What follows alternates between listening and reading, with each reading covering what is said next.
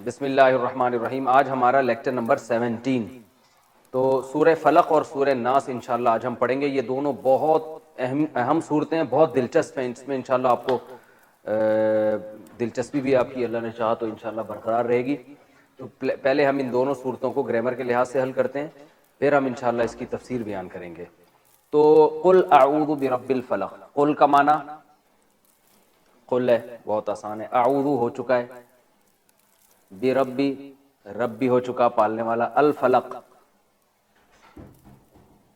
فلق کہتے ہیں صبح کو. کیوں کہتے ہیں؟ فلق کا اصل معنی ہوتا ہے کسی بھی چیز کو پھاڑنا. جیسے قرآن میں آتا ہے فالق الحبی, فالق حب, یہ حب نہیں ہے حب ہے. حب کہتے ہیں دانے کو, فالق الحبی. ون نوا, نوا کہتے ہیں گھٹلی کو.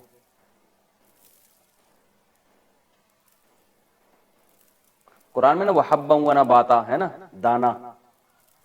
یعنی اللہ تعالیٰ قرآن میں اپنے بارے میں فرماتے ہیں فالق الحبی, اللہ دانے کو پھاڑتا ہے, ون نوا اور گھٹلی کو.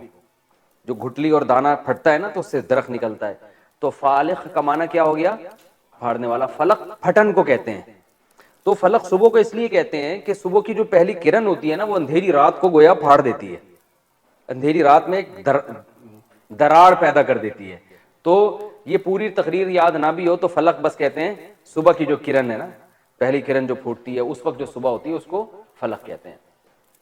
قل اعوذ برب الفلق من شر, من کا معنی سے, شر کا معنی شر اردو میں استعمال, میں نے کہا نا ٹوٹل اردو. شر بھائی شرارت مت کرو, شریر آدمی ہے, شر کی باتیں, شر انگیزی, جو کچھ ہمارے معاشرے میں ہو رہا ہے زیادہ تر یہی ہو رہا ہے. اس لیے یہ سمجھنا بہت آسان ہے. من شرری ما, ما کا معنی وہ چیز جو کہ بتایا تھا نا, خلقا, خلقا ضربا کی طرح. کتنا آسان ہو گیا کہ نہیں ہو گیا؟ دیکھو قرآن, یہ گرامر جو ہم نے پڑھی اور وہی الفاظ ریپیٹ ہو رہے ہیں. خلقا تخلیق سے ہے, پیدا کیا, ٹھیک ہے نا. خالق پیدا کرنے والا, مخلوق جس کو پیدا کیا گیا ہو.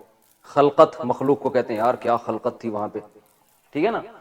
تو قل اعوذ برب الفلق, کہہ دیجئے اعوذ پناہ مانگتا ہوں میں, برب الفلق صبح کے رب, صبح کے رب کے ذریعے.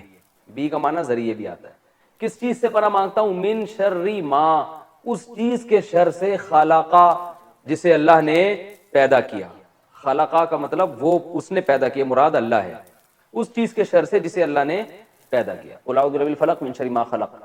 ومن, وا کا معنی اور, من کا معنی سے, شرری دوبارہ شر, اور اس چیز کے شر سے. ومن شر غاسق, غاسق کے شر سے.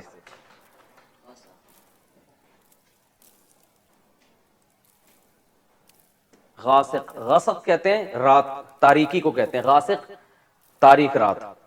تو دو تاریک ہونے والی رات ہوتی ہے نا, یہ اردو میں نہیں استعمال ہوتا.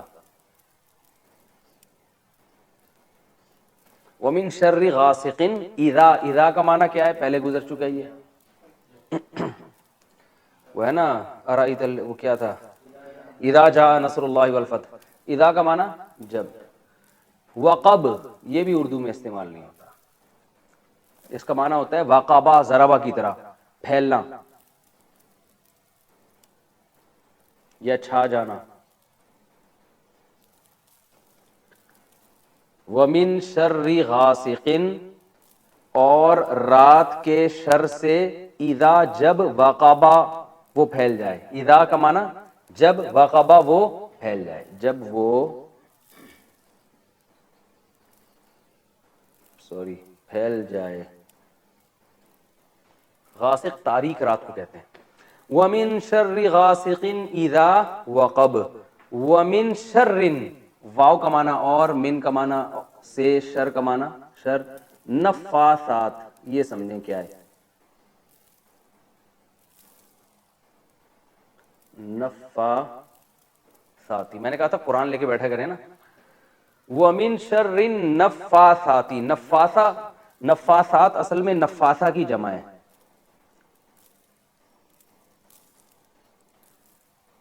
نفاثہ اور نفاسہ یہ مؤنث ہے نفاس کی.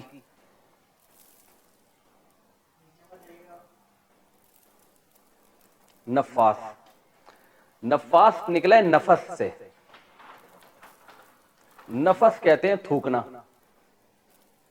نفس کسے کہتے ہیں بھائی؟ نفس تھوکنا، بلکہ تھوکنا نہیں، پھونک مارنا. پھونک مارنا، ایسی پھونک جس میں تھوڑی سی تھوک ہو، کچھ تھوک کے ساتھ.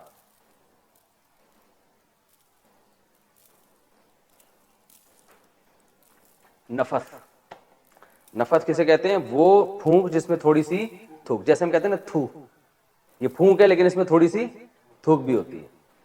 تو نفس کا معنی تھوکنا. نافس تھوکنے والا یا پھونک لگانے والا. تھوکنے والا تو صاف تھوک ہی ہو جاتا ہے نا، پھونک جس میں تھوڑی سی تھوک ہو. نافس تھوکنے والا.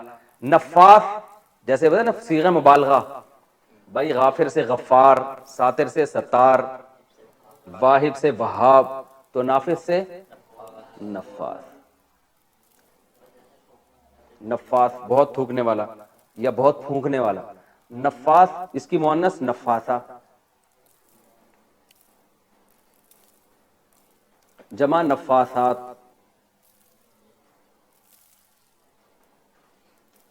جمع کیا آتی ہے؟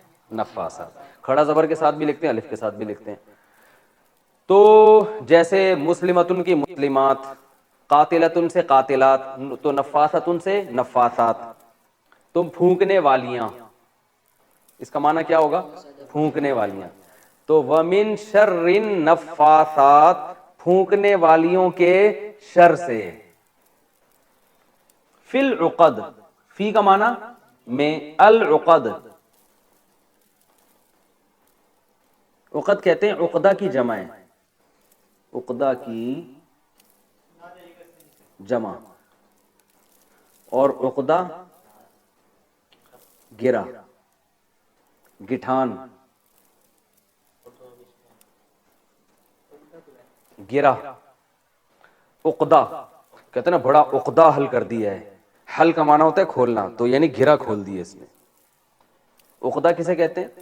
عقد اردو میں استعمال تو عقد ایگریمنٹ کو کہتے ہیں نا، یہ گرہ ہوتی ہے جس میں دونوں بن جاتے ہیں. بھئی عقد ہو گیا ان کے درمیان، نکاح کا عقد ہو گیا، نکاح کی گرہ میں بند ہو گئے ہیں. تو عقدہ اور یہ عقد، یہ سب اسی معنی میں استعمال ہوتا ہے.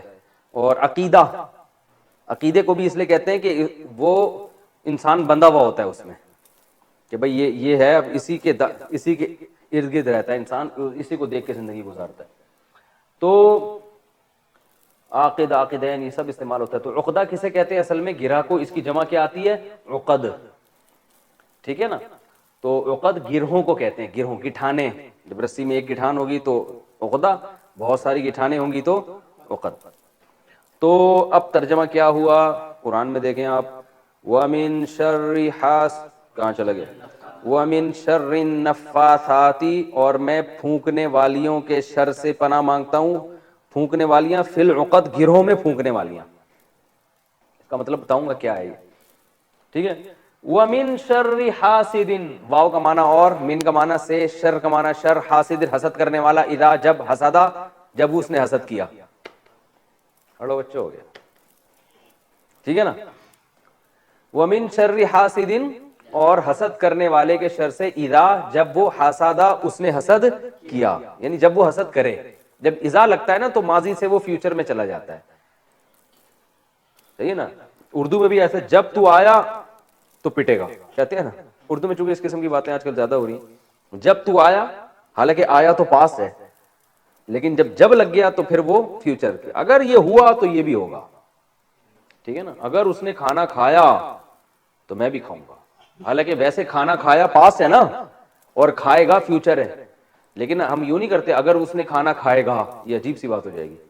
تو عربی میں بھی ماضی پہ جب یہ اذا لگتا ہے تو فیوچر کے معنی میں چلا جاتا ہے. وَمِن شَرِّ حَاسِدٍ، اور حسد کرنے والے کے شر سے، اذا جب وہ، حسدا ضربہ کی طرح، جب وہ حسد کرے. آگے کیا ہے؟ وَمِن شَرِّ حاسد، ختم ہو گئی اچھا ٹھیک ہے. اچھا تو اب میں اس کا لفظی ترجمہ کرتا ہوں، پھر ہم سورہ ناس کا بھی اسی طرح پڑھیں گے، پھر دونوں کی اکٹھی تفسیر بیان کروں گا کیونکہ یہ دونوں صورتیں ایک ساتھ نازل ہوئی، ان کا مفہوم بھی ایک جیسا ہی ہے. ٹھیک ہے. اگلی صورت ہے قل اعوذ، پہلے اس کو کمپلیٹ کر دوں. قل اعوذ برب الفلق، کہہ دیجئے میں پناہ مانگتا ہوں صبح کے رب کے ذریعے، یعنی رب کے ذریعے پناہ مانگتا ہوں. کس چیز سے؟ وہ آگے آ رہا ہے. اس کو اردو میں کہتے ہیں رب کی پناہ مانگتا ہوں. قل اعوذ برب الفلق، میں صبح کے رب کے ذریعے پناہ مانگتا ہوں. من شر ما خلق، اس چیز کے شر سے جس کو اللہ نے پیدا کیا. ومن شر غاسق، اور تاریک رات کے شر سے، اذا وقب، جب وہ چھا جائے، پھیل جائے. ومن شر حاسد، ومن شر النفاثات، اور پھونکنے والیوں کے شر سے، فی العقد، گرہوں میں پھونکنے والیاں، جو پھونکتی ہیں کس میں؟ گرہوں میں، گٹھانوں میں. ومن شر حاسد، اور حسد کرنے والے کے شر سے، اذا حسد، جب وہ حسد کرنے لگے. یہ ترجمہ ہے. اگلی صورت ہم چلتے ہیں.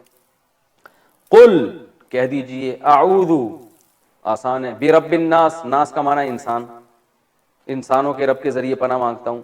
ملک الناس، ملک بادشاہ، ملک سعود کہتے ہیں نا، ملک عبداللہ، ملک. آج کل تو شارٹ فارم بنا دی ہو سعودی عرب کے بادشاہ کی، کیا کہتے ہیں؟ محمد بن سلمان، ایم ڈی، کیا کہتے ہیں؟ ایم بی ایس کہتے ہیں شاید، محمد بن سلمان، کچھ اس طرح کا انہوں نے، لوگوں نے، صحافیوں نے شارٹ بنا دیا. خیر، ملک محمد بن سلمان، ملک فہد بن عبد العزیز، ایسے ہوتا ہے نا. تو ملک کسے کہتے ہیں؟ بادشاہ. ملک الناس. الہ الناس، الہ کسے کہتے ہیں؟ معبود، جس کی عبادت کی جائے. الناس، لوگ. ملک الناس، الہ الناس. من شر وہی کس چیز سے پناہ مانگ رہا ہوں؟ من شر الوسواس.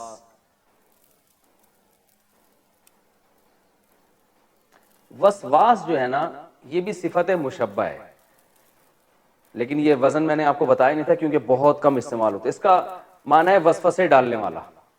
وسواس، وسوسہ اردو میں استعمال ہوتا ہے نا، تو کیا معنی ہوگا؟ وسوسے.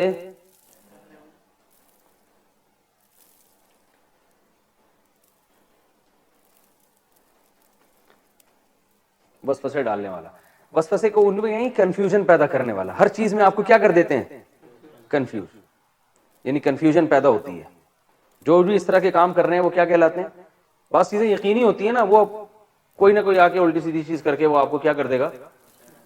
کنفیوز کر دے گا آپ کو. جیسے آپ اچھے والے شریعت پہ چل رہے تھے، کسی ایتھیسٹ سے آپ بات چیت ہوئی، اس نے بلا وجہ ایسی کچھ نہ کچھ الٹے سیدھے اشکالات کر دیا، حالانکہ آپ کو پتہ ہے کہ اشکالات غلط ہیں، لیکن پھر بھی انسان کنفیوز ہو جاتا ہے. وہ اس کو عبادت میں وہ لطف اور مزہ نہیں رہتا. نام نہاد آج کل جو لوگ ہیں، جو محدثین اور مجتہدین سے آپ کو بدگمان کر دیتے ہیں، تو آپ کو پھر کسی پر اعتماد ہی نہیں رہتا. ہر چیز میں کیا پیدا ہو جاتی ہے؟ شک پیدا ہو جاتا ہے. من شر الوسواس، وسوسے ڈالنے والوں کے شر سے پناہ مانگتا ہوں. من شر الوسواس الخناس. یہ بھی خناس کیا ہے؟ خنس کہتے ہیں پیچھے ہٹنا. اردو میں استعمال ہوتا ہے خناس. کیا دماغ میں خناس بھرا ہوا ہے تمہارے، کہتے ہیں نا، تو یہ شیطان کے لیے استعمال ہوتا ہے زیادہ تر. تو خنس کہتے ہیں پیچھے ہٹنا. قرآن میں آتا ہے فلا اقسم بالخنس، خنس جمع کا صیغہ ہے. میں قسم اٹھاتا ہوں خنس کی، یعنی ان ستاروں کی جو پیچھے ہٹ جاتے ہیں. بعض ستارے چلتے چلتے غائب ہو جاتے ہیں نا، تو اس کو پیچھے ہٹنے سے تعبیر کیا. تو خناس صیغہ مبالغہ ہے بھائی، غفار ستار کی طرح. خناس کا معنی بہت کثرت سے پیچھے ہٹنے والا.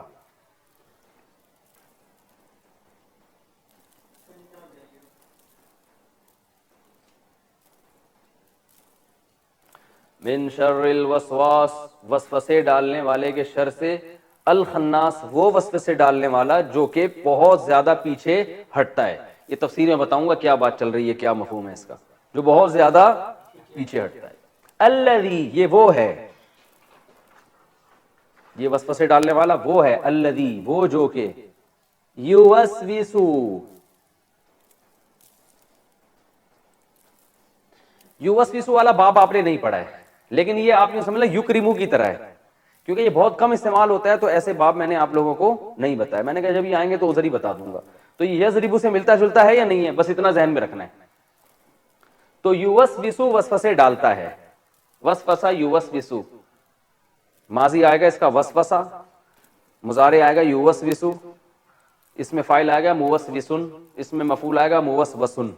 تو آپ کو اس کی گردان یاد کرنے کی ضرورت نہیں ہے، بس یہ یا سے اندازہ لگا لیں، یوسوسو فعل مضارع ہے، الذی یہ وہ ہے، یوسوسو جو وسوسے ڈالتا ہے، فی کا معنی میں، صدور یہ صدر کی جمع ہے، کی جمع صدور، صدر کی جمع کیا آتی ہے؟ صدور۔ اس کی اردو میں مثال ملتی ہے نا؟ نہیں اردو میں جو جمع کے لیے قبور، قبر کی جمع قبور ہے نا، اردو میں قبور آتی ہے، بہت سی قبور تھیں وہاں پہ، ویسے تو آج کل لوگ قبریں بولتے ہیں۔ علوم، ویری گڈ۔ علم کی جمع کیا آتی ہے؟ علوم، بھائی بہت سے علوم اللہ نے ان کو عطا کی ہیں، تو جمع کے لیے علوم۔ تو صدر کہتے ہیں سینے کو، اردو میں صدوری شربت کبھی پیا ہے آپ لوگوں نے؟ صدوری سینے کے لیے ہوتا ہے نا وہ، تو وہیں سے نکالا ہے صدوری، یہ جو ہمدرد والوں کا شربت آتا ہے صدور، صدوری، یہ وہی سینے کے امراض کے لیے صدر سے نکلا ہے۔ تو صدر کہتے ہیں سینے کو۔ یہ جو ہمارا کراچی کا صدر ہے، جو کوئی مین جگہ ہے، بڑی جگہ ہے، تو ان کو بھی سینہ ہے نا، چیسٹ ہے بھائی، وہ کراچی کا مین جگہ ہے، تو صدر مملکت کو بھی شاید اسی وجہ سے صدر کہتے ہیں، واللہ اعلم۔ صدر کی جمع کیا آتی ہے؟ صدور کہتے ہیں نا۔ اچھا چھوڑو وہ، پھر الذی یوسوس فی صدور الناس، صدور الناس لوگوں کے سینوں میں، یہ وہ ہے جو وسوسے ڈالتا ہے لوگوں کے سینوں میں۔ من الجنہ، من کا معنی سے، جنہ جن کو بولتے ہیں، اس میں تا بھی لگا دیتے ہیں، من الجنتی جنات میں سے ہے، والناس اور انسانوں میں سے،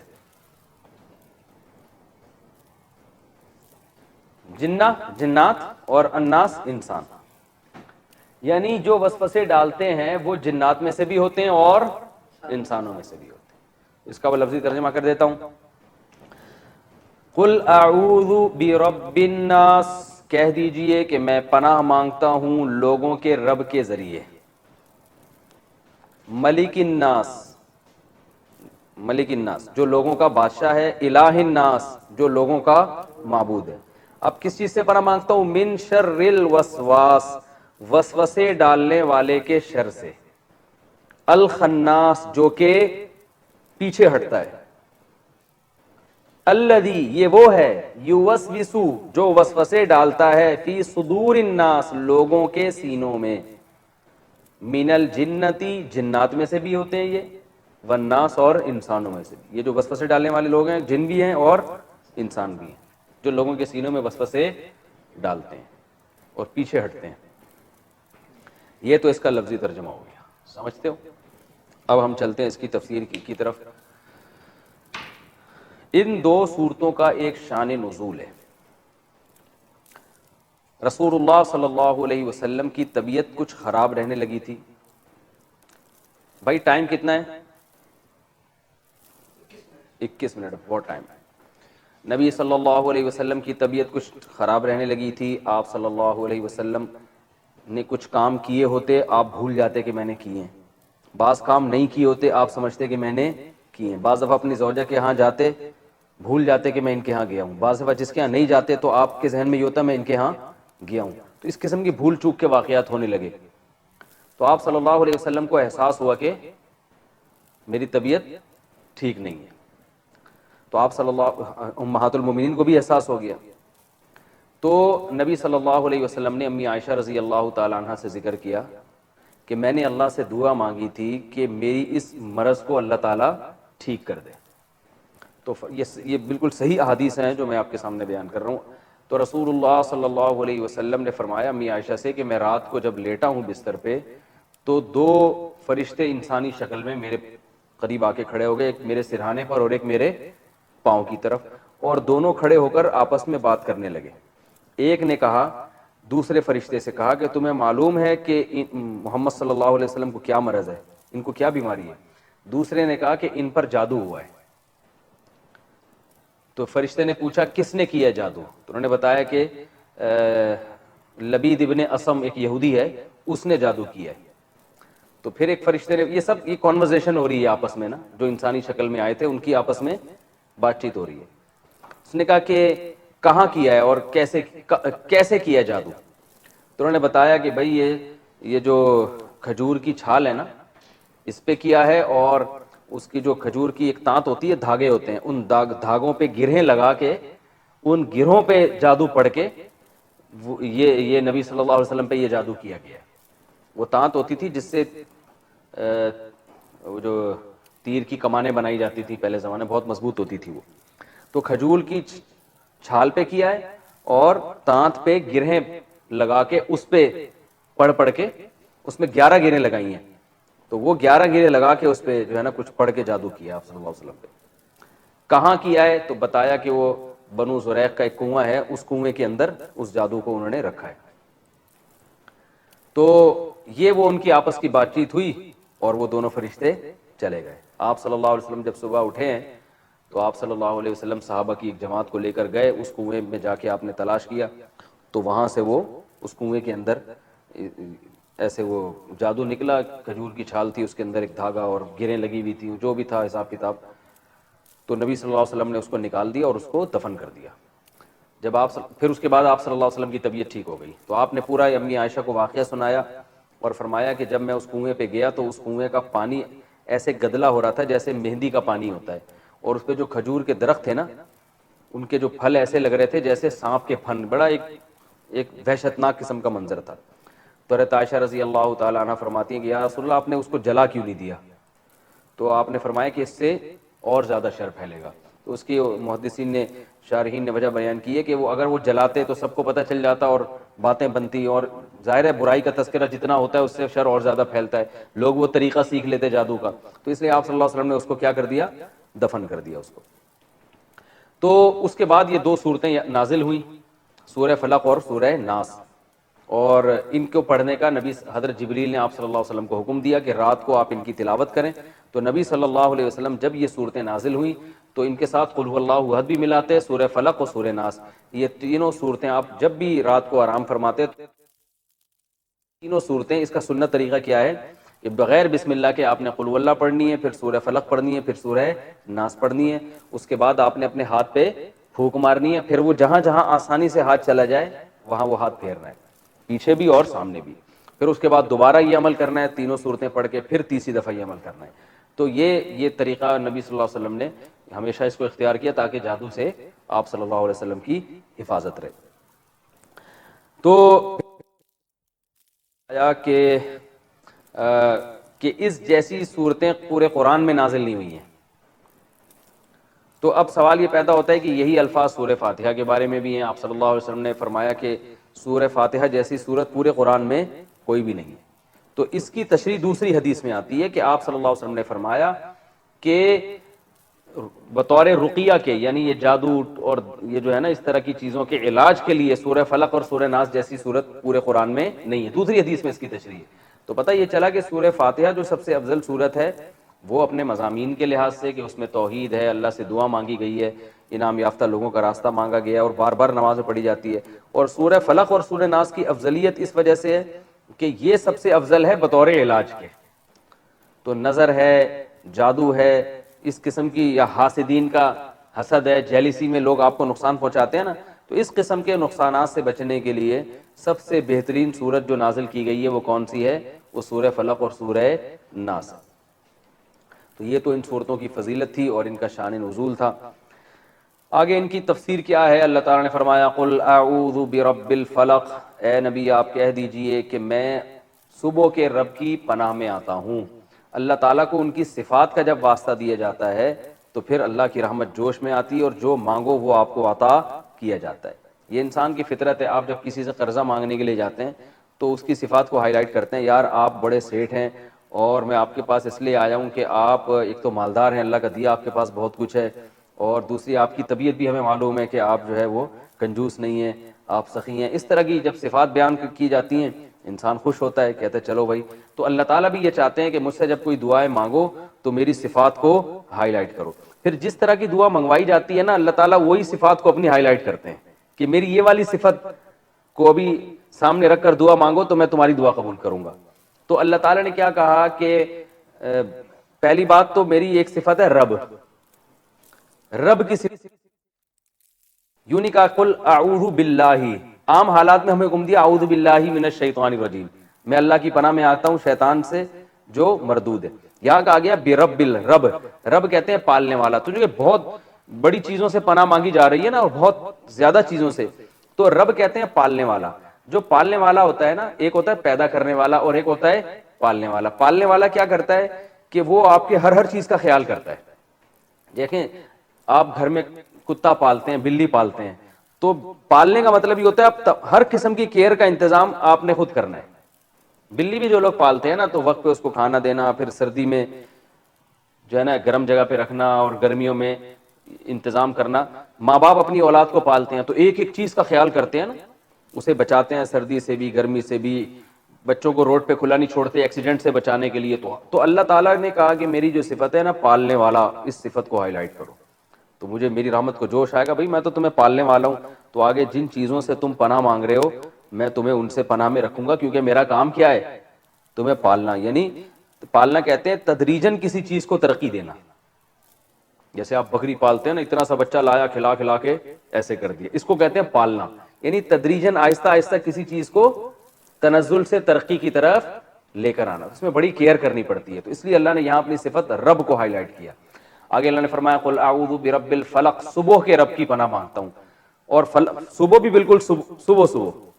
تو وجہ کیا ہے کہ اللہ نے یہ بتایا کہ رات کی تاریکی جو ہے نا، وہ انسان کے لیے نقصان دہ چیز ہے۔ دنیا میں جتنے جرائم رات کے اندھیرے میں ہوتے ہیں، رات کو آپ کہیں باہر سو، ڈر ہوتا ہے کوئی جانور نہ کاٹ لے آپ کو، اور رات کو گھروں میں حادثے ہوتے ہیں، آگ لگنے کا خطرہ ہوتا ہے۔ حدیث میں آتا ہے رات کو چراغ گل کر کے سو، بعض دفعہ چوہا کیا کرتا ہے وہ گرا دیتا ہے اور وہ آگ لگ جاتی ہے۔ تو حوادث کا خطرہ رات میں، دن سے ایکسیڈنٹ رات میں زیادہ ہوتے ہیں، صحیح طرح روشنی میں نظر نہیں آتا۔ اسی طرح جنات اور یہ جو بلائیں ہیں یہ رات میں زیادہ ہوتی ہیں، چوریاں ڈکیتیاں رات میں زیادہ ہوتی ہیں۔ روشنی بھرپور نہ ہونے کی وجہ سے رات میں جو شر کا عنصر ہے وہ دن سے زیادہ ہے۔ اور کچھ بھی نہ ہونا رات میں، رات بذات خود ایک ڈراؤنی چیز ہے۔ اگر یہ تو آج کل لائٹنگ ہے نا، اندھیرا پورے ہوتے نہیں، ورنہ گھپ اندھیرا اچھے اچھوں کو ڈرا دیتا ہے۔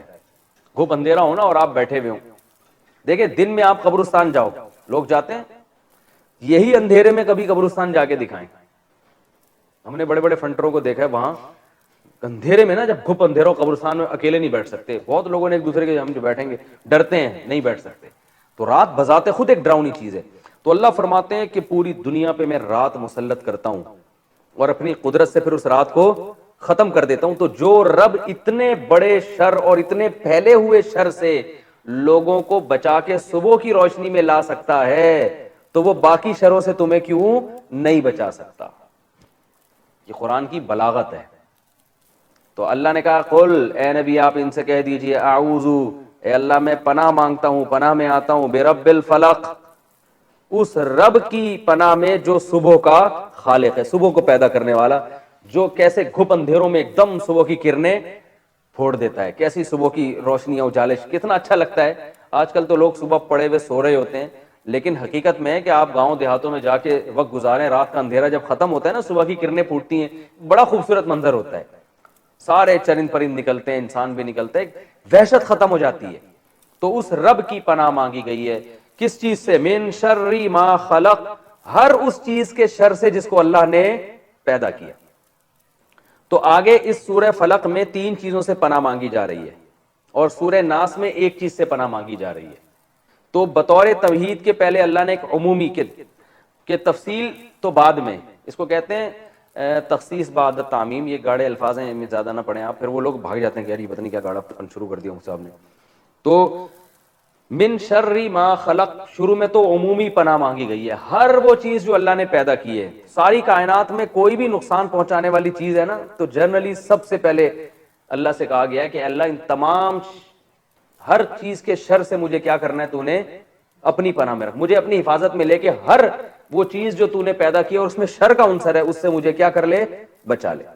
پھر آگے کچھ چیزیں ایسی ہیں جن میں شر زیادہ ہے اور ان کا شر عام طور پہ نظر نہیں آتا۔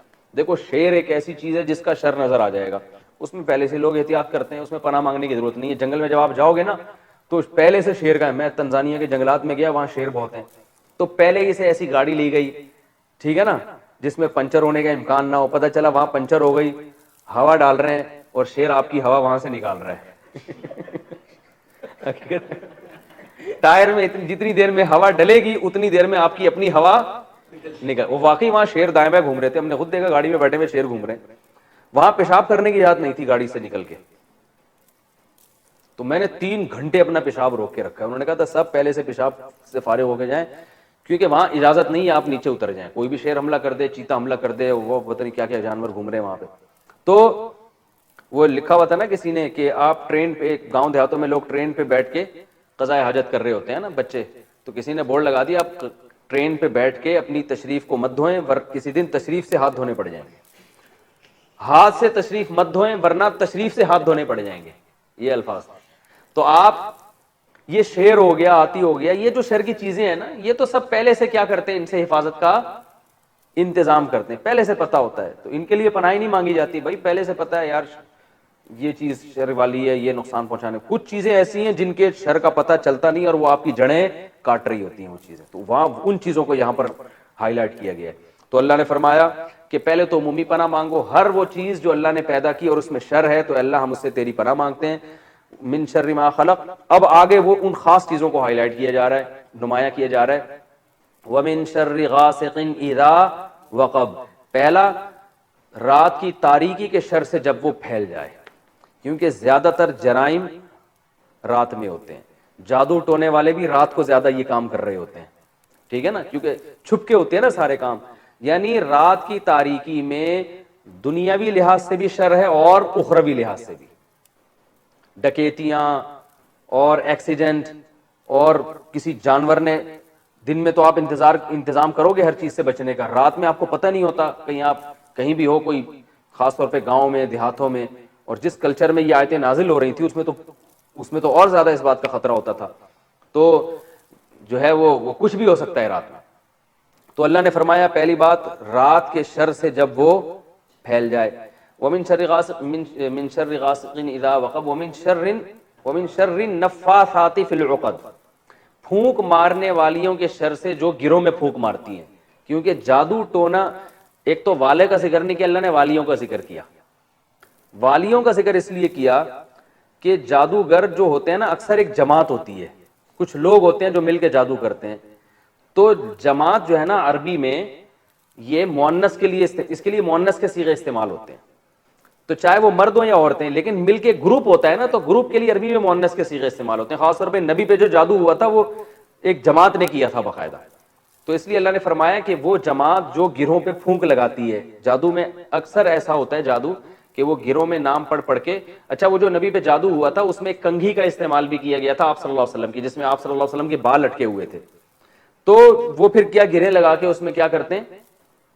کچھ دم جو بھی ان کا ہوتا ہے، انتر پنتر کلی کلنتر جو بھی ان کا، ہم تو بچپن میں جب کسی کو ڈرانا ہوتا ہم کرتے انتر منتر کلی کلنتر ہو جا منتر چھو ایسے ہم نے یاد کیا ہوئے، اٹھے جاتا پتہ نہیں کیا ہے، حالانکہ ہمیں خود نہیں پتا ہوتا تھا کہ اس کا مطلب کیا ہے، تو ابھی تک ہم پڑھتے ہیں انتر منتر کلی کلنتر ہو جا منتر چھو، تو وہ کچھ بھی گھوڑے بلے ان کے جو بھی ہوتے ہیں جادوگروں کے پڑھ رہے ہوتے ہیں بیٹھ کے، تو اللہ نے فرماتے ہیں اچھا، اور بعض نے کہا کہ نفاسات سے مراد واقعی عورتیں ہیں، کیونکہ خواتین میں یہ جادو ٹونے کا ریشو مردوں سے زیادہ ہے، تو جو مخلوق زیادہ جادو کرتی ہے تو اللہ نے اس کو بتایا تاکہ بچ کے رہو، ساسیں بہوؤں پہ، بہویں ساسوں پہ، پڑوسیوں پہ، یہ ہو رہا ہوتا ہے مارکیٹ میں۔ میں ابھی جادو کا بتاؤں گا، اتنا گھبرائے نہیں کہ اچھا آپ کہیں گے اچھا خواتین جو درس سن رہی ہیں، اچھا میں بھی کہوں، میں کچھ بھول کیوں رہی ہوں آج کل بہت ساری چیزیں، خواتین سوری بہو سوچے گی مجھے بھی، میں بھی کہوں میں اتنے کچھ بھول کیوں رہی ہوں، اس کا مطلب ہے ساس نے اس دن میری کنگھی لے کر گئی تھی صاف کرنے کے بہانے اور پھر وہ کچھ گریں لگائی ہوں گی اور پڑھ پڑھ کے پھونکا ہوگا. اب کنواں تلاش کر رہی ہوں گی جا کے درس کے فوراً بعد. تو اتنا گھبرانے کی ضرورت نہیں ہے, میں جادو کی حقیقت انشاءاللہ بتاؤں گا کہ کیا ہوتی ہے وہ, تو اتنا ٹینشن لینے کا نہیں. تو اللہ نے فرمایا وَمِن شَرِّ النَّفَّاثَاتِ فِي الْعُقَدِ, پھونک مارنے والیوں کے شر سے جو گرہوں میں پھونک مارتی ہیں. وَمِن شَرِّ حَاسِدٍ, اور حسد کرنے والوں کے شر سے بھی, اذا حسد, جب وہ حسد کرنے لگے. تو تین چیزوں سے پناہ مانگی گئی ہے. ایک تو عمومی ہے, من شر ما خلق, یہ تو تمہید ہے ہر مخلوق سے جس میں بھی شر ہو. ومن شر ما خلق ومن شر غاسق اذا وقب, تاریک رات کے شر سے, اور جادوگروں کے شر سے جو اس طرح سے جادو کر رہے ہوتے ہیں. اور تیسری چیز سے پناہ مانگی گئی ہے, وہ کیا ہے؟ حسد کرنے والوں کے شر سے. ہو گیا بھائی؟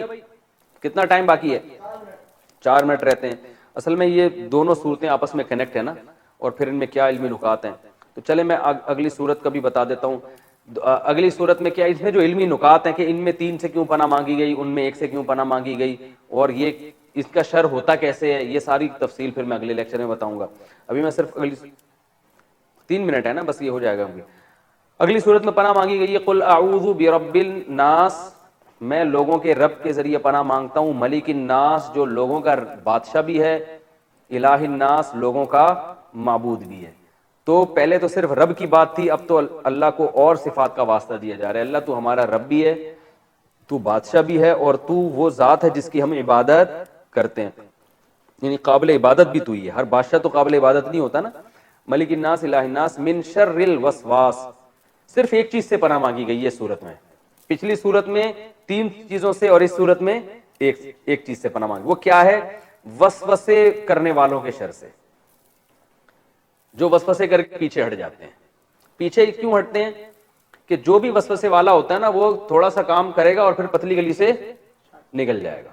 انسان بھی یہی کرتے ہیں, بس وہ کچھ نہ کچھ چکر میں ڈال کے کیا کرتے ہیں, راستہ اپنا, وہ ہمیشہ آپ کا ساتھ نہیں دیتے. ان کا کام ہوتا ہے کنفیوز کر کے چھوڑ دینا. اور شیطان بھی یہ کرتا ہے, جنات, وہ دل میں وسوسہ ڈالتے ہیں. جب ہم اللہ کا ذکر کرتے ہیں تو فوراً وہ بھاگ جاتا ہے, وہ بھی قرار نہیں ہوتا اس کو دل میں. تو حدیث میں آتا ہے جیسے ہی کوئی اللہ کا ذکر کرتا ہے نا, شیطان اپنی سونڈ فوراً پیچھے کرتا ہے جو دل میں برے خیالات ڈال رہا تھا. تو انسان من شر الوسواس الخناس, جو پیچھے ہٹتے ہیں, یعنی ان کی کمزوری بتائی ہے کہ پیچھے ہٹتے ہیں, اور ان کی بزدلی اللہ نے اس میں واضح کی ہے. لیکن ہیں بڑے خطرناک, ہیں ایسے کہ فوراً بھاگ جائیں گے لیکن کام بہت خراب کر کے جاتے ہیں. وہ کام کیا؟ الذی یوسوس فی صدور الناس, لوگوں کے دلوں میں وسوسے ڈال دیتے ہیں. اور ظاہر ہے جب انسان کے دل میں وسوسے آتے ہیں تو وہ کسی بھی ایک ہدف کی طرف پھر دل جمعی کے ساتھ نہیں چلتا. آپ کو ایک منزل ہے نا, آپ نے وہاں جانا ہے, آپ کے دل میں وسوسہ ڈال دیا کہ یہ پتہ نہیں میری گاڑی اس ٹریک پہ چل, وہ منزل تک یہ راستہ وہاں جاتا بھی ہے کہ نہیں جاتا, تو آپ کی گاڑی میں پھر وہ اسپیڈ رہے گی نا. آپ کو ڈر لگا رہے گا پتہ نہیں میں منزل سے اور دور تو نہیں ہو رہا کہیں, تو جوش جذبہ ختم ہو جائے گا. ان لوگوں کی زندگی میں طاقت اور جان ختم ہو جاتی ہے. تو من شر الوسواس الخناس الذی یوسوس فی صدور الناس, جو لوگوں کے دلوں میں وسوسے ڈالتے ہیں. من الجنۃ والناس, یہ جنات میں سے بھی ہیں اور انسانوں میں. جنات شیطان ہوتے ہیں, یعنی شیطان بھی یہ کام کرتا ہے اور انسان بھی یہ کام کرتے ہیں. یہ دونوں بہت اہم صورتیں ہیں, اس لیے اگلے درس میں پھر انشاءاللہ ان کی مزید تفصیل بیان کروں گا. اور یہ بہت اہم صورتیں ہیں, اس کو ہماری جو پریکٹیکل لائف کے لیے نا, اس کو کامیاب کرنے کے لیے ہمیں اس میں بہت بہترین اسباق ملتے ہیں. اللہ تعالیٰ سمجھنے کی, عمل کرنے کی توفیق عطا فرمائے. اللہ تعالیٰ نے جو ہمیں دین اور مذہب دیا وہ معتدل ہے, اس میں ہر چیز میں بیلنس ہے. افراط اور تفریط سے ہٹ کر ہے. آج کل ایک لفظ آپ نے سنا ہوگا نا, ایکسٹریمزم. یہ شخص ایکسٹریم پہ گیا ہوا ہے, انتہا پہ گیا ہوا ہے.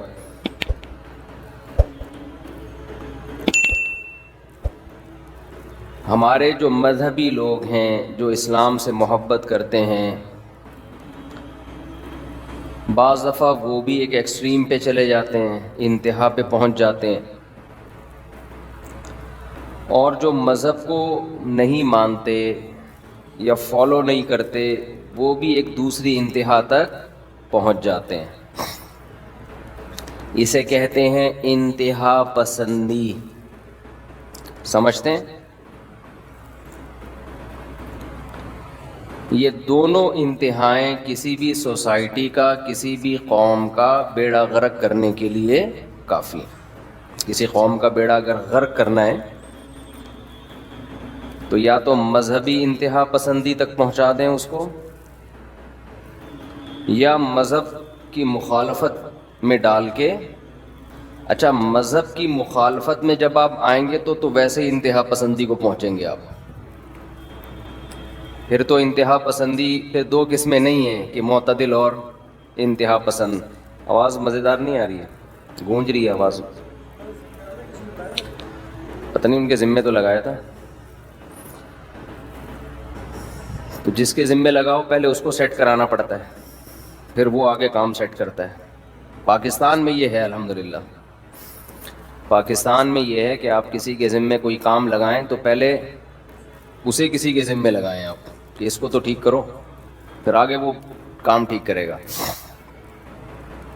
دیکھو پاکستان کے جو ڈرائیور ہیں پوری دنیا میں مشہور ہیں۔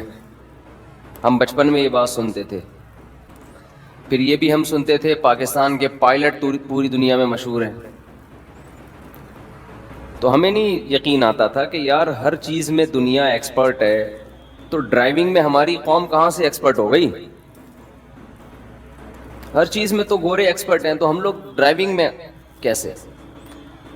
تو اس کا جو بات سامنے آئی نا کہ جتنے یہاں سڑک پہ کھڈے ہیں، کتے سامنے سے آ رہے ہیں، کوئی انٹی نکل کے آ جائیں گی ایک دم روڈ پہ سے، اور جو بائک والا ہوگا وہ فاسٹ ٹریک پہ چلائے گا، لینڈ کروزر والا وہ فٹ پاتھ کے قریب سے آرام سے جا رہا ہوگا، بائک والا 4 بچوں کو، بیوی کو، اور بھی 2-4 محلے والے لفٹ مانگتے ہیں ان سب کو بٹھا کے فاسٹ ٹریک پہ چلے گا، اوورٹیک ہمیشہ الٹی طرف سے کیا جائے گا۔ تو اس ماحول میں جس نے ڈرائیونگ سیکھی ہونا، دنیا میں ظاہر ہے اس کا مقابلہ کوئی ڈرائیور نہیں کر سکتا۔ کچھ چیزیں ہیں بڑی سمجھنے کی ہیں، تو اسی طرح خوب سمجھ لیں۔ اب پائلٹ کا تو مجھے نہیں پتا، جہاز کھٹارا انہوں نے اڑا کے سیکھے ہیں یا جنگوں کی وجہ سے تجربہ ہو گیا، واللہ عالم۔ لیکن ایک حقیقت ہے کہ انسان جس ماحول میں رہتا ہے نا، تو اس میں یا تو وہ خراب ہو جاتا ہے یا بہت اچھا ہو جاتا ہے۔ یہ بہت امپورٹنٹ بات ہے، موضوع سے ہٹ کر ہے، لیکن یہ پوائنٹ ٹو بی نوٹڈ ہے، اس سے آپ کو بہت کچھ سیکھنے کا موقع ملے گا۔ انسان جس ماحول میں رہتا ہے، اگر وہ ماحول بالکل نارمل ہے تو نہ آپ بگڑیں گے، لیکن نہ کوئی بہت زیادہ اچھے بنیں گے، آپ ایسے ہی رہیں گے نارمل جیسے ہوتے ہیں سب لوگ۔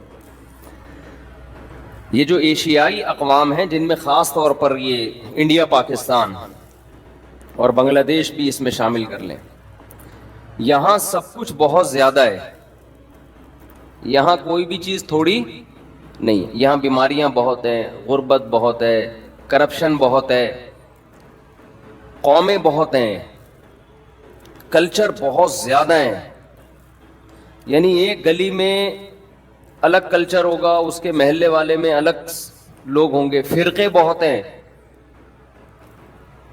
تو ایسے ماحول، اچھا اور بھی بہت کچھ ہے۔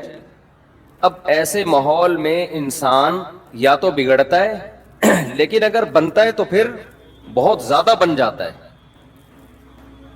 امام ابو حنیفہ رحمہ اللہ تعالیٰ کا جو فقہ پوری دنیا میں سب سے زیادہ رائج ہوا نا، اس کی ایک بڑی وجہ یہ بھی تھی کہ وہ کوفہ میں تھے اور وہاں فتنے بہت زیادہ تھے۔ جو باطل فرقے وجود میں آئے نا، زیادہ تر آپ کو ملے گا اس دور میں کوفہ میں وجود میں آئے ہیں، مکہ مدینہ میں نہیں تھے یہ۔ تو ان باطل لوگوں میں کچھ لوگ تو ان کے ساتھ مل کے خراب ہو گئے، کچھ ان کے خلاف جو گئے ہیں نا، جنہوں نے کام کیا ہے، تو وہ دلائل کی دنیا میں مضبوط بہت ہو گئے۔ پھر وہ اس کی مثال ایسے جیسے آپ سعودی علماء سے قادیانیوں کے بارے میں پوچھو گے کہ ختم نبوت کے دلائل بتائیں، ان کو اتنے نہیں پتا ہوں گے۔ یہاں پٹیل پاڑا میں آپ جاؤ، کسی ختم نبوت کے کارکن سے پوچھو کہ ختم نبوت پر دلائل کیا ہیں، وہ دلائل کے انبار بھی لگا دے گا اور قادیانیوں کے اعتراضات کے جواب بھی دے دے گا۔ وہ وجہ کیا ہے کہ یہ فتنہ سعودیہ میں نہیں ہے، یہ فتنہ کہاں ہے؟ یہ یہاں پر ہے۔ یہاں اس کے ماہرین آپ کو ملیں گے. عربوں نے بھی ختم نبوت کے بارے میں یہاں کے علماء سے سیکھا ہے. یہ جو مولانا منظور چنیوٹی رحمت اللہ علیہ تھے, یہ عرب علماء کو دورے کراتے تھے, قادیانیوں کے بارے میں اویئرنیس دیا کرتے تھے. تو جس جگہ پہ جو فتنہ ہوتا ہے نا, جو چیز زیادہ ہوتی ہے, یا تو آپ اس میں بہہ جاتے ہیں. اگر آپ نہیں بہتے تو اللہ آپ میں وہ کمالات پیدا کرتے ہیں کہ وہ ان قوم میں نہیں ہوتے جن کو مسائل کا سامنا نہیں ہے. یہاں ایک اور بات, جن گھروں میں ذرا بھی جھگڑے نہیں ہوتے, سارے چیزیں بالکل سیٹ چل رہی ہیں, ان گھروں کے بچے نہ بگڑتے ہیں نہ کوئی بہت زیادہ باصلاحیت پیدا ہوتے ہیں. لیکن جن گھروں میں بچوں نے ابا اماں کے, بہن بھائیوں کے کچھ پھڈے مڈے دیکھے ہوں, تو یا تو وہ بچے بھی بگڑ جاتے ہیں, یا ان بچوں میں اللہ تعالیٰ برداشت پیدا کر دیتے ہیں. انہیں پتا ہوتا ہے کہ جھگڑا شروع کہاں سے ہوتا ہے اور ختم کیسے ہوتا ہے. معاشرے میں وہ زیادہ اچھا سروائیو کر سکتے ہیں. یہ میں اس لیے کہہ رہا ہوں کہ اتنا زیادہ چھوئی موئی بننے کی ضرورت نہیں ہے کہ ہر چیز ٹھیک ہو. ہر چیز ٹھیک ہوئی تو سب کچھ غلط ہو جائے گا. اب یہاں سے مشکلات شروع ہو گئی ہیں. دیکھو آسٹریلیا میں تھا تو وہاں کووڈ آ گیا. جب کووڈ آیا تو جنرل اسٹوروں پہ لوٹ مار شروع ہو گئی اور ٹیشو پیپر شارٹ ہو گئے. جہاں ٹیشو نظر آیا پبلک بھاگی, گورا بھاگ رہا ہے اس کی طرف, ٹیشو چاہیے ٹیشو.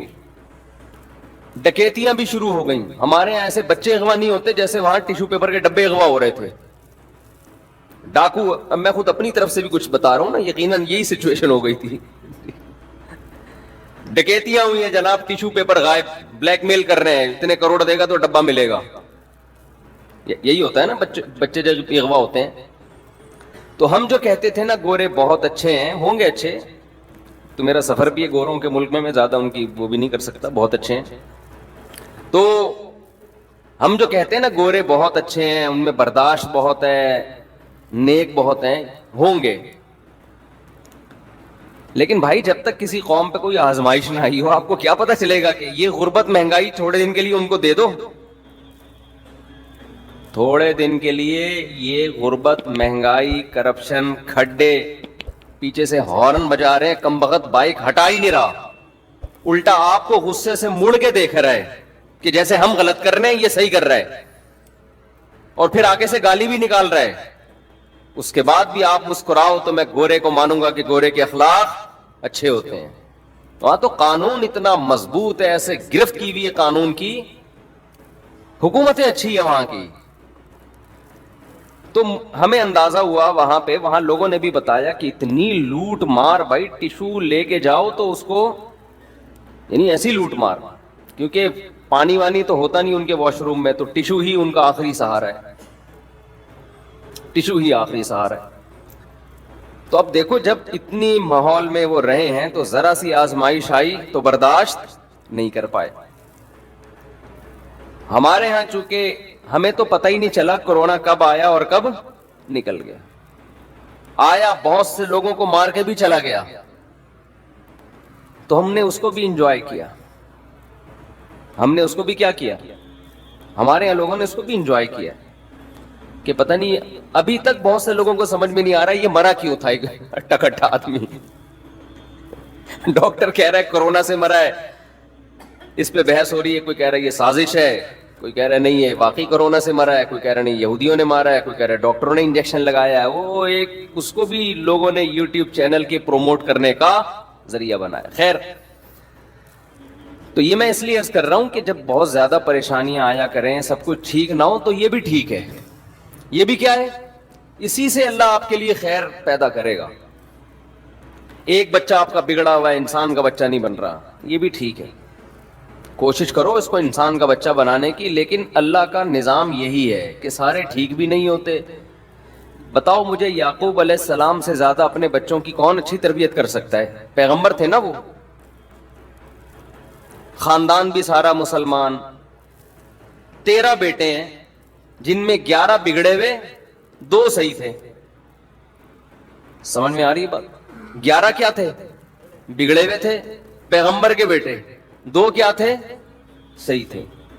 उन 11 को 2 से हसद हुआ और भाई को कुएं में डाल के सारी जिंदगी अपने बाप को रुलाया उन्होंने। आखिर में तौबा की है, खैर कर ली तौबा। तो बस ये दुनिया का निजाम है भाई। और इसमें ये भी जहन में रखें, कोई नेक आदमी हो, उसकी औलाद को देख के तबसरा ना करें कि यार बड़ा बना फिरता है, बच्चे देखो क्या कर रहे हैं। ओ भाई, बड़ा बना फिरता है, बच्चों की तरबियत की कोशिश की होगी मगर तरबियत नहीं हुई। लोग कहते हैं वो बड़ा नेक बना फिरता है, उसकी बीवी देखो बेपर्दा घूम रही है। भाई नहीं कंट्रोल होगा उसको अपनी बीवी पे, क्या कर सकते हैं यार, नहीं कंट्रोल होगा। सवाल पैदा होता है छोड़ क्यों नहीं देता? फिर भाई छोड़ने में उसको पता है नुकसान और ज्यादा है। लूत अलैहिस्सलाम की बीवी काफिर थी, उस जमाने में काफिर से निकाह जायज था, तो लूत अलैहिस्सलाम ने तलाक क्यों नहीं दे दी उसको? नूह अलैहिस्सलाम की बीवी काफिर थी, सवाल पैदा होता है उसको नूह अलैहिस्सलाम ने तलाक क्यों नहीं दे दी? हम ये सवाल जब नूह अलैहिस्सलाम से पूछेंगे तो उनके पास आंसर होगा, भाई काफिर है लेकिन बच्चों को पालने के लिए मेरे पास इसके अलावा कोई ऑप्शन बोलो ना। नहीं, एक औरत काफिर है, बेपर्दा है, बच्चों के लिए मां तो है ना, तो आपको बच्चों के लिए मां चाहिए, ये आपकी नजर में तरजीह होती है कि सगी मां है, इसके अलावा कोई और इस तरीके से पाल नहीं सकता। बहुत सारी मसलहतें होती हैं। बाज लोग कह रहे होते हैं वो इतना बड़ा मौलवी बना फिरता है, इतनी बड़ी दाढ़ी है और तब पर्दे पर सुबह शाम बयान है, अपने घर पे तो कंट्रोल नहीं है। तो घर पे किसी के बाप का भी इस जमाने में कंट्रोल नहीं है। जो कहता है ना मेरा पूरा कंट्रोल है इस जमाने में, झूठ बोल रहा है वो। या तो चंगेज खान बन जाओ, उनका कंट्रोल होता है, फिर हर वक्त डंडा हाथ में घुमाते रहो, मारते रहो, तोड़ते रहो। आज थप्पड़ मार दिया, आज बीवी का घुटना तोड़ दिया, आज उसकी नाक फोड़ दी। ऐसा कोई जल्लाद और चंगेज खान बन के कंट्रोल किया हुआ हो तो एक अलग बात है, लेकिन फिर खुद खराब हो जाएगा भाई। जो इस तरह से चलेगा तो खुद की तो कितना बदअखलाक बन जाएगा ना। तो अपने आप को बदअखलाक बनाने से बेहतर यही होता है कि इंसान कहता है थोड़ी सी इसकी भी मान लो। हाँ, ये है कि बिल्कुल ही घर को आजाद छोड़ देना ये ठीक नहीं है। कोशिश पूरी करे इंसान, थोड़ा बहुत रोक भी हो, थोड़ी बहुत सख्ती भी हो, लेकिन ये सारी चीजें इतदाल से होती हैं, एक हद तक होती हैं। उसके बाद आदमी हथियार डाल देता है, तब भाई ऐसे की तैसी। फिर वो ये देखता है बड़ा नुकसान किस में, छोड़ने में बड़ा नुकसान है या रखने में बड़ा नुकसान है। बाज़ अबर रखने में बड़ा नुकसान होता है तो छोड़ने का मशवरा दिया जाता है, बाज़ अबर छोड़ने में बड़ा नुकसान होता है तो फिर छोटे नुकसान को बर्दाश्त करने के लिए रखने का हुक्म दिया जाता है। समझ में आ रही है? इसी को बैलेंस कहते हैं, इतदाल। ये जो बहुत से लोग बड़े फंटर बने फिरते हैं ना कि हमारा हर काम ठीक होता है, ये झूठ बोलते हैं। मैं अक्सर एक वाकया बयान करता हूं। एक मदरसे के उस्ताद थे, वो उनका रिकॉर्ड आया मेरे सामने कि 15 साल या पता नहीं 20 साल में एक दफा भी इनका क्लास का नागा नहीं हुआ। रहते यहां थे, मदरसा कहां था? क्लिफ्टन में। नॉर्थ कराची से डेली क्लिफ्टन जाते, मदरसे में पढ़ाने के लिए सिर्फ जुमे के दिन छुट्टी होती। 12 या 15 साल में एक नागा भी बोलो नहीं हुआ, और एक दिन भी लेट नहीं हुए। मुझे जब बताया गया मैंने कहा बहुत अच्छा, माशाल्लाह, ये इनके मुस्तकिल मिजाज होने की बेहतरीन अलामत है, लेकिन ये कामयाब इंसान होने की बिल्कुल भी अलामत नहीं है। ये इसकी तो अलामत है कि इनको इस मुस्तकिल मिजाजी पे अवार्ड मिले कि यार इनके अंदर ये एबिलिटी है कि अगर कोई ये काम मुस्तकिल मिजाजी से प्रॉपर करना चाहे तो ये कर सकते हैं, शायद मैं और आप ना कर सके। हम थोड़े दिनों में थक जाएंगे, यार अब एक टोल्ला तो बनता है ना, इतने दिन हो गए, कुछ तो बहाना करो।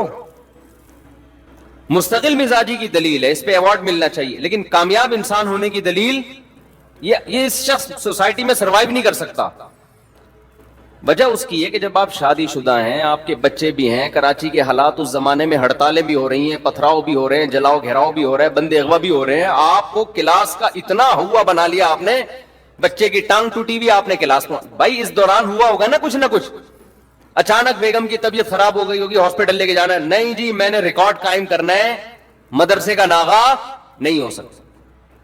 बेगम सलावातें सुना रही होगी, इनको अपना मदरसा मुझसे ज्यादा प्यारा है, کبھی بچوں کو ایمرجنسی ہو جاتی ہے, کیا خیال ہے؟ کوئی بچہ گر گیا چھت سے یا کچھ مسئلہ ہو گیا, نہیں بھائی مجھے کیا پیارا ہے, مدرسے میں ناغا نہ ہو. تک جو فطرت ہے نا, فطرت وہ آپ کے حساب سے اپنے آپ کو مینج نہیں کرتی ہے, آپ کو اپنے آپ کو فطرت کے حساب سے مینج کرنا پڑتا ہے. فطرت کے اصول کبھی نہیں بدلیں گے. فطرت یہ چاہتی ہے کہ آپ کے بچے بیمار بھی ہوں, ٹھیک بھی ہوں, مرے بھی. اللہ بچائے موت سے, مرتے تو الحمدللہ کم ہے, اور اللہ بچا کے رکھے, سب کو زندگیاں دے, لیکن بیماری تو ہے نا. فطرت چاہتی ہے آپ کے بیگم کا موڈ بھی کبھی آف ہو, خام خامے کھوپڑی گھومی ہوئی اس کی بلا وجہ. یہ بھی نیچر کا حصہ ہے, خوب سمجھ لو. لوگ سمجھتے ہیں ہماری بیگم کا آج پتہ نہیں کیوں موڈ خراب ہے, تو وہ ٹینشن میں جاتے ہیں. ٹینشن میں نہیں جاؤ, بلا وجہ موڈ خراب ہونا یہ بھی نیچر کا کیا ہے, ایک حصہ. اس کا خام خامے موڈ خراب ہوگا, کوئی وجہ سمجھ میں نہیں آئے گی. اس کو انجوائے کرو کہ الحمدللہ میری بیوی نارمل ہے, آج بلا وجہ ٹینشن لے کے بیٹھی ہوئی ہے. سمجھ رہے ہو؟ کیونکہ جو شادی شدہ نہیں, تجربہ نہیں ہوتا, وہ پھر پریشان ہوتے ہیں. یار ابا کا کبھی ہم نے بلا وجہ موڈ خراب نہیں دیکھا, اماں کا نہیں دیکھا, بیگم کو کیا ہوا. تو یہ ہے. تو اس کا طریقہ یہ کہ ٹائم گزارو, انشاءاللہ جیسے بلا وجہ موڈ خراب ہوا بغیر کسی وجہ کے ٹھیک بھی ہو جائے گا. لیکن اگر آپ اس کو دل پہ لے کے بیٹھ گئے تو پھر معاملہ اور خراب ہوگا. خیر, تو اب بتاؤ میرے بھائی, بیگم کی طبیعت بھی خراب ہوئی ہوگی, خود اپنی طبیعت بھی خراب ہوئی ہوگی, ڈاکٹر نے ریسٹ کا مشورہ دیا ہوگا, لیکن انہوں نے 15 سال کا ریکارڈ قائم کر کے گینز بک آف ورلڈ میں اپنا نام شاید لکھوا دیا. تو اس قسم کی جو روٹین جن لوگوں کی ہوتی ہے وہ ایک نارمل لائف نہیں گزارتے. یہ بیلنس لائف نہیں ہے. بیلنس یہ ہے کہ نہ آپ بلا وجہ ناغے کریں, لیکن جب آپ یہ دیکھیں کہ آپ کے دو کام آپس میں ٹکرا رہے ہیں تو الاہم فالاہم, جو زیادہ امپورٹنٹ ہے اس کو ترجیح دیں, جو کم امپورٹنٹ ہے اس میں نقصان کر لیں. اس میں کیا کر لیں؟ نقصان کر لیں.